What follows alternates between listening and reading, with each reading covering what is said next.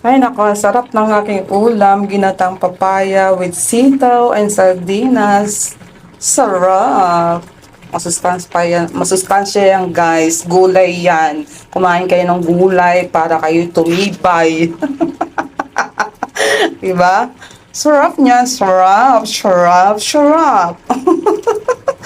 Nakitawa ko na lang yung yung constriction dito sa Lebanon, no, 'di ba? Yung tense, masyado mataas ang tension dito.